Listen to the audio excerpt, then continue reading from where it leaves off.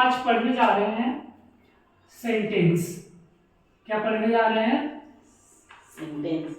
हाँ, sentence and it's type. और क्या पढ़ने जा रहे हैं? And its types.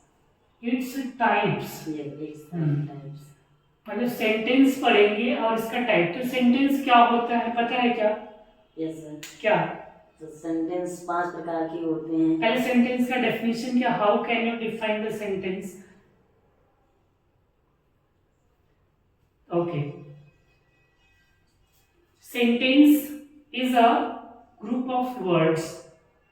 Okay, it has a particular meaning and it has a complete sense. Sentence एक क्या है? शब्दों का समूह है, मतलब जिसमें कई शब्द जुड़ के बने हो उसको हम सेंटेंस कहते हैं। और उस सेंटेंस का अपना एक मीनिंग होता है और उसका एक सेंस होता है। जैसे सपोज करो मैंने यहाँ लिखा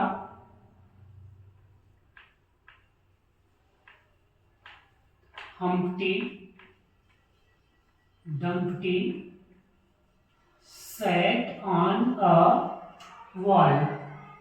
अब देखो 1 2 3 4 5 6, इस पे 6 वर्ड्स है ना? Yes sir. तो मैंने क्या बताया था कि सेंटेंस क्या है? वर्ड्स का ग्रुप है। तो ये देखो ये एक सेंटेंस है और इसमें 7 वर्ड मिल करके एक सेंटेंस बना रहे हैं और इनका एक मीनिंग है। मीनिंग का मतलब जैसे हम्प्टी डम्प्टी किसी का नाम है, सैट ऑन अ वॉल ये पता चलता है कि हम्प्टी डम्प्टी जो है वो कहाँ बैठा है? दीवार पे बैठे हैं। तो इसका सेंस भी कंप्लीट हो गया। अगर हम सिर्फ इतना बोलते सैट ऑन अ वॉल तो इसका मीनिंग तो रहता कि दीवार पर बैठा है कोई, लेकिन उसका सेंस कंप्लीट नहीं रहता कि कौन बैठा है।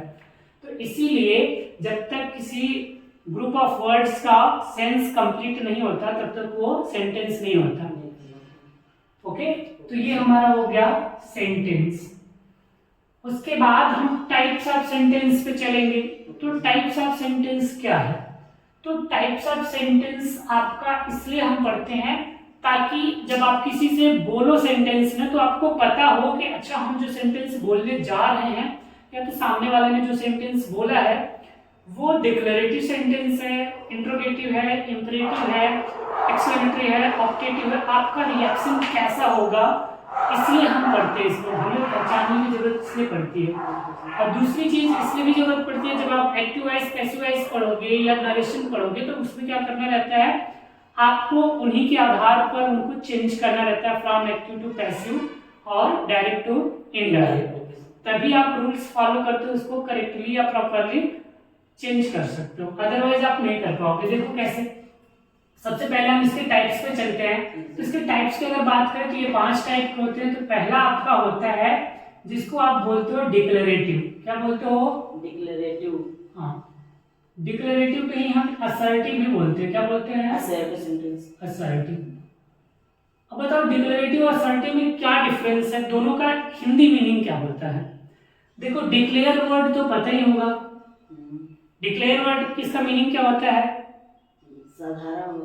डिक्लेयर मतलब होता है अनाउंस करना, टू डिक्लेयर। जैसे सपोज करो यहाँ पे हम पढ़ रहे हैं तो हमने ये एरिया डिसाइड कर दिया कि दिस एरिया फॉर टीचिंग, तो ये मेरे द्वारा डिक्लेयर किया गया ना। तो किसी के द्वारा कुछ डिक्लेयर किया जाता है या किसी के द्वारा कुछ अनाउंस किया जाता है तो वो क्या होता है? Declarative sentence. और असर्टिव का मतलब क्या होता है? असर्शन मतलब होता है कथन। तो किसी के द्वारा कही गई बात को हम क्या कहते हैं? डिक्लेरेटिव या असर्टिव सेंटेंस। ओके, तो इसको हम डिफाइन कैसे कर सकते हैं बताओ? Those which express statement.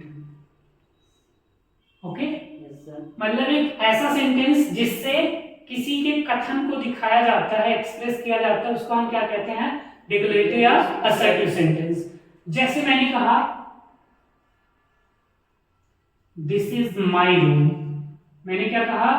This is my room. हाँ, यह मेरा रूम है ना। तो ये मैंने डिक्लेयर किया ना। तो यहाँ पे ये क्या हो गया? This is my room declarative sentence हो गया। या तो सपोज करो जैसे तुमने कहा कि I am a student. Yes sir. तो ये किसने डिक्लेयर किया कि तुम स्टूडेंट हो? मैंने। खुद ने डिक्लेयर किया या तो स्कूल वालों ने जहां पर पढ़ते हो, क्योंकि अभी तुम्हारे पास वो सर्टिफिकेट है, टीसी है, मार्कशीट है, सब कुछ है, जहां से ये डिक्लेयर किया जा सकता है कि ये लड़का एक स्टूडेंट है।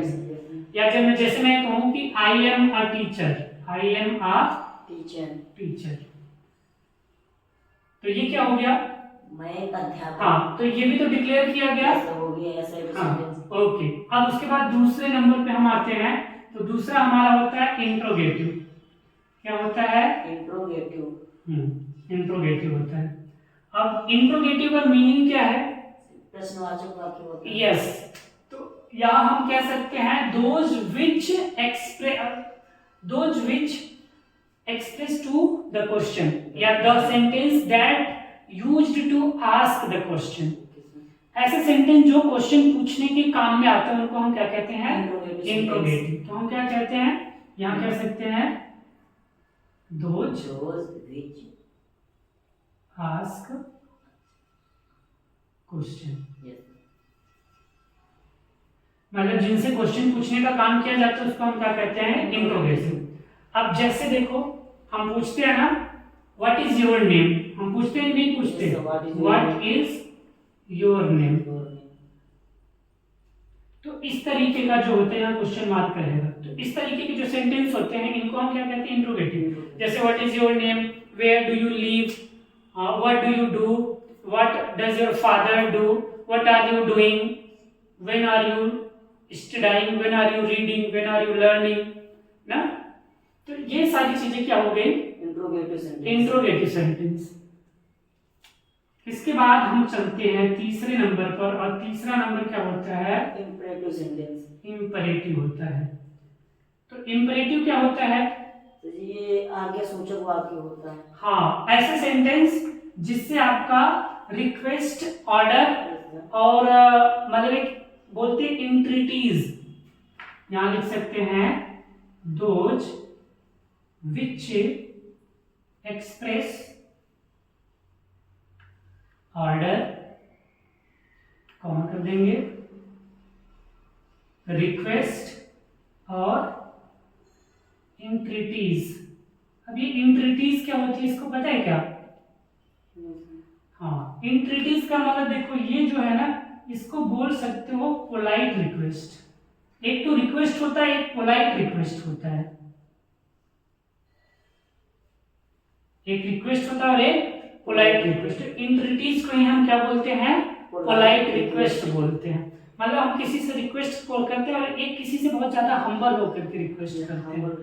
हाँ, तो इंपरेटिव सेंटेंस से हमें क्या पता चलता है, ऑर्डर, रिक्वेस्ट और पोलाइट रिक्वेस्ट, और इससे सजेशंस भी, ये सारे वर्ड पता चलते हैं। जैसे मैंने सपोज मैंने कहा सिट डाउन, मैंने क्या बोला, सिट डाउन, सिट डाउन, तो ये क्या हो गया, मैं यहाँ ऑर्डर दे रहा हूँ ना, हाँ, अब जानते हो कि नहीं, ये जो होता है सिट डाउन, तो इसमें यू सब्जेक्ट छिपा रहता है, यहाँ यू जो है हमें स्टूड रहता है या हिडन रहता है। तो इसका इस सेंटेंस का मीनिंग होता है कि यू सिट डाउन, मैंने ऑर्डर दिया कि तुम बैठ जाओ ना। Yes sir. हाँ, तो ये हमारा 3 सेंटेंस हो गया। Yes sir. रोको इसको, अगला थोड़ा मिटा देंगे तब करेंगे ना। रोको इसको। Okay, so we have just learned 3 types of sentences, na? Yes sir. Its first type declarative or assertive sentence, and second one interrogative, and third one imperative sentence. And just move on the next. तो अगला जो है 4th number पे, इसको हम बोलते हैं optative sentence. क्या बोलते हैं, ऑप्टेटिव सेंटेंस। हाँ, अब ऑप्टेटिव क्या होता है, अब देखो ये सेंटेंस टाइप हम पढ़ रहे हैं, तो ऑप्टेटिव सेंटेंस का मतलब होता है जिसमें किसी से विश की जाए, प्रे किया जाए, या तो किसी को कर्स किया जाए। तो इससे बहुत सारे वर्ड यहां लिखो, दोज एक्सप्रेस विश ना। Yes sir. इसमें डिजायर भी आ जाती है, डिजायर आती है, प्रे आ जाता है, और क्या आता है, कर्स भी दिया जाता है। जैसे मजाक मजाक में दोस्त बोलते हैं ना, गो टू हेल, मतलब भाड़ में जाओ तुम। हाँ, तो इस तरह के इससे सेंटेंस पता चलते हैं। तो जैसे सपोज करो मैंने यहाँ पे एक सेंटेंस एग्जांपल दिया,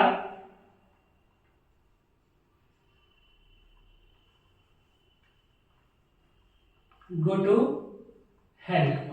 तो ये क्या है, यहाँ किसी को अभिशाप दिया जा रहा है, भले ही मजाक में बोला जा रहा है, लेकिन इसका मीनिंग क्या है, नेगेटिव मीनिंग है ना। अगर मैंने कहा मे सक्सेस किस योर फीट, तो लोग बोलते हैं ना सफलता आपके कदम चूमे, तो इसका मीनिंग ये है। तो यहाँ पर क्या किया जा रहा है, यहाँ पे विश दिया जा रहा है, इच्छा है। तो इस तरह के जिस सेंटेंस से हमें विश पता चले, डिजायर पता चले, प्रे पता चले, या किसी को कर्ज दिया गया हो, वो सारे सेंटेंस किसके अंतर्गत आते हैं, ऑप्टेटिव के अंतर्गत आते हैं। चलो 5वें नंबर पे, 5वां और लास्ट है एक्सक्लेमेटरी। अब एक्सक्लेमेटरी क्या होता है, the strong feeling of heart, strong feeling of heart, मतलब आपके अंदर से जो अचानक से आवाज निकलती है उसी को हम क्या बोलते हैं, exclamatory.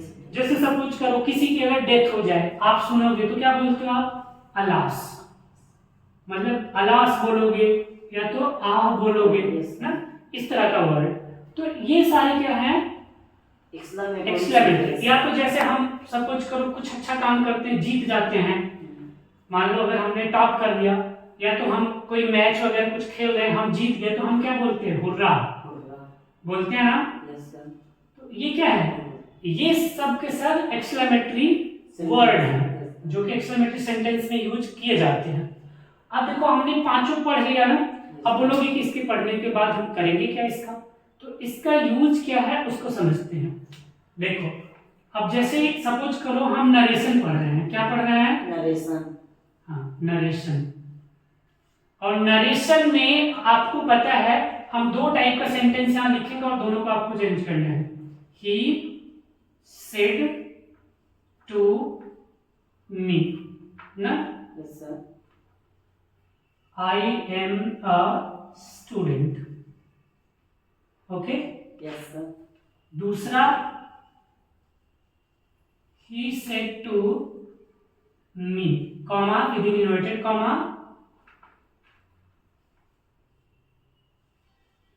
are you a student। चलो इसको बताओ क्या होगा। अब ये पहले बताओ, इसको पहले चेंज करने की कोशिश करो, फर्स्ट वाला सेंटेंस। सर यहाँ हो जाएगा he told, हाँ he told me that, अच्छा इसको हटाएंगे, कॉमा रिमूव करेंगे, that, और फिर से यहाँ हो जाएगा me। अब देखो यही पर बात आती है। अब ना जनरली हम जानते हैं ये आई जो है फर्स्ट पर्सन का प्रोनाउन है, और फर्स्ट पर्सन का प्रोनाउन सब्जेक्ट के अकॉर्डिंग चेंज होता है। तो यहाँ सब्जेक्ट क्या है, ही है, आई भी सिंगुलर है। जब भी इसको हम चेंज करेंगे तो अपने दिमाग में दो चीजें ध्यान में रखते हैं कि यहाँ जो ये प्रोनाउन यूज हुआ है ये सिंगुलर है या प्लूरल है, प्लस ये जिसका जेंडर भी हमें ध्यान देना रहता है कि ये मैस्कुलिन जेंडर है या फेमिनाइन जेंडर ना। तो अब आई दोनों के लिए यूज होता है, मैस्कुलिन जेंडर और फेमिनाइन जेंडर के लिए। तो आई भी यहाँ पे सिंगुलर है और ही भी सिंगुलर है, तो आई को इसके अकॉर्डिंग चेंज करेंगे। जब दोनों सिमिलर होते हैं तो हम इसको आई को कुछ सोचते नहीं है, सीधा यही वाला यहाँ लिख देते हैं। अगर सपोज करो यहाँ आई है और यहाँ पे अगर ही की जगह दे होता तब हमें सोचने की जरूरत रहती, क्योंकि एक सिंगुलर है और दूसरा प्लूरल है, तब हमें सोचना रहता है। अगर दोनों का क्लास सेम हो कि दोनों सिंगुलर है दोनों प्लूरल है तो हम चेंज कर लेते हैं, इसी को उठा के रख लेते हैं। तो क्या हो गया, he told me that he. अब देखो हमारे यहाँ पे रिपोर्टिंग वर्ब पास्ट में था, तो ये जो एम है ये इसका वर्ब है या टेंस है। तो हमने कहा था कि जब हमारा ये पास्ट में होगा रिपोर्टिंग वर्ब तो रिपोर्टेड स्पीच में टेंस और वर्ब में परिवर्तन होगा। तो एम का क्या हो जाएगा, वाज और वर्ब। तो हमने ही लिखा, सब्जेक्ट ही के साथ क्या यूज होता है, वाज, बाकी अ स्टूडेंट। हो गया ये कंप्लीट। ओके। अब दूसरा चेंज करो, बताओ क्या लिखेंगे। ही हाँ, टोल्ड। टोल्ड क्यों करेंगे सर क्योंकि वहाँ ये पास्ट में है। आप देखो यही गलत करते हो, इसीलिए मैंने कहा कि इस टाइप को पढ़ना जरूरी है। अब ये ध्यान देना, ये जो आई एम ए स्टूडेंट, ये कौन सा सेंटेंस है? तो ये प्रेजेंट इंडेफिनिट कहाँ है? टेंस नहीं, सेंटेंस पूछ रहा हूँ। ये सर असर्टिव सेंटेंस। हाँ, ये असर्टिव सेंटेंस है। और आर यू अ स्टूडेंट, ये कौन सा सेंटेंस है? सर ये इंट्रोगेटिव सेंटेंस। इंट्रोगेटिव है। तो इंट्रोगेटिव में सेड टू को हम आस्क्ड में चेंज करते हैं। किसमें चेंज करते हैं? आस्क्ड में। इसीलिए हमें ये पढ़ने की जरूरत है। इसलिए नहीं कि हम बस उसके टाइप को जान जाए, इसलिए कि हमें ये कहीं भी मिले तो हम इसको समझ सके कि अच्छा ये तो सेंटेंस इस टाइप का है, इसका नियम तो ऐसे होता है। तो अब हमने इसको आस्क में चेंज किया और क्या लिखेंगे? मी। अब बताओ यहाँ कॉमा को रिमूव करने के लिए कंजंक्शन क्या यूज करेंगे? इफ या विदर का यूज। हाँ, अब सही पकड़े हो। अब यहाँ पर ये सही चीज है कि जब हमारा ये इंट्रोगेटिव सेंटेंस हो गया तो हम इफ या वेदर का यूज करेंगे। तो यहाँ वेदर का नहीं, इफ का यूज करेंगे, क्योंकि वेदर तब यूज होता है जब ऑप्शनल चीजें यहाँ पर कोई आपको प्रेफर की गई हो। तो हमने किया ही आस्क्ड मी इफ। अब देखो ये इंट्रोगेटिव सेंटेंस है ना, अब इंट्रोगेटिव सेंटेंस को हमें असर्टिव में बदलना रहता है। किसमें बदलना रहता है? असर्टिव में। तो असर्टिव का नियम क्या होता है? पहले सब्जेक्ट, फिर हेल्पिंग वर्ब, फिर मेन वर्ब, फिर अदर्स। ऑब्जेक्ट पर अदर्स में आ जाएगा।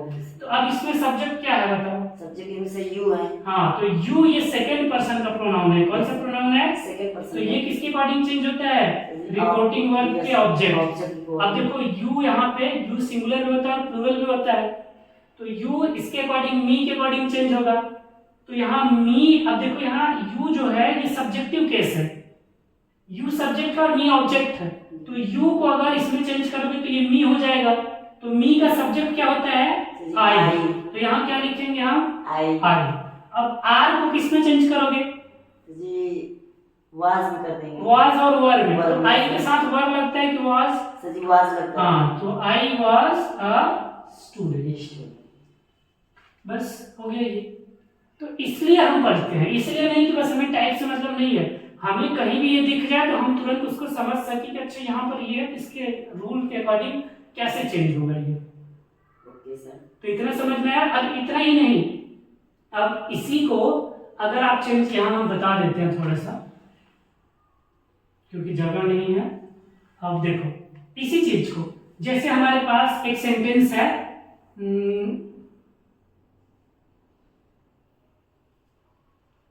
I play cricket. इसका पैसिव वॉइस बनाओ, पैसिव इसका चेंज करो, क्या होगा? सर जी यहाँ पर ऑब्जेक्ट हो जाएगा क्रिकेट। हाँ, जाके और क्रिकेट हो जाएगा। क्रिकेट। तो फिर अब यहाँ प्ले है ना, Yes, sir. और ये सब्जेक्ट प्लूरल है। हाँ। तो इसमें यस या यस नहीं लगा है ना, तो यहाँ कोई हेल्पिंग वर्ब है। ये तो इसका played मतलब हो जाएगा। सिंपल प्रेजेंट है, तो यहाँ लग जाएगा is. Cricket is played, played verb का थर्ड फॉर्म बाय बाय मी। मी। अब एक सेंटेंस है डू यू प्ले क्रिकेट। अब बताओ इसको चेंज करो। क्रिकेट। क्रिकेट क्यों लिखेंगे? अगले इंट्रोगेटिव सेंटेंस हो गया। Yes, तो sir. पहले ये यहाँ पे हेल्पिंग वर्ब है, तो हेल्पिंग वर्ब यहाँ हम भी लिखेंगे is cricket. Is cricket played by you. Played by you. You question mark. देखो अगर हमने सेंटेंस का टाइप्स नहीं पढ़ा होता तो क्या हमें ये समझ में आता है कि ये हमारा असर्टिव सेंटेंस है, ये इंट्रोगेटिव है? No sir. तब इसीलिए हमें पढ़ने की जरूरत है, क्योंकि इसका यूज हर जगह होगा। Yes sir. तो इतना ये सेंटेंस कंप्लीट हुआ। Yes sir. हाँ, तो इसके बाद हम दूसरा चीज पढ़ेंगे। अभी सेंटेंस का ये तो टाइप्स हो गया, सेंटेंस के पार्ट भी होते हैं। सेंटेंस जैसे हम पढ़ते हैं पार्ट्स ऑफ स्पीच, तो उसी तरीके से होता है पार्ट्स ऑफ सेंटेंसेस। तो उसको हम अगली क्लास में पढ़ेंगे। और अगर आप लोगों को ये मेरा वीडियो अच्छा लगा हो, समझाने का तरीका अच्छा लगा हो, तो आप क्या कर सकते हैं, मेरे चैनल पे इसको देख सकते हैं और ज़्यादा से ज़्यादा सब्सक्राइब कर सकते हैं, अपने दोस्तों के साथ शेयर कर सकते हैं और इसको लाइक भी कर सकते हैं, अपना वैल्यूएबल कमेंट भी दे सकते हैं।